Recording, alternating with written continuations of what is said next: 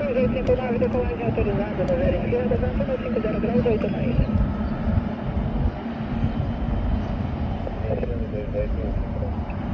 Tem 4524, bom dia, na zero esquerda, aqui mantém.